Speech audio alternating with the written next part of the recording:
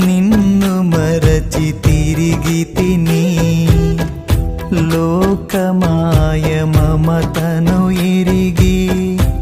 అలసి నిన్ను చేరి తిని ఏ విలువలేని నాకు బహుఘనతవైతివి ఏ విలువలేని నాకు బహుఘనతవైతివి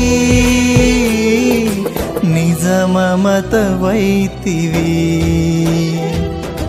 యేసయ్యా యేసయ్యా యేసయ్యా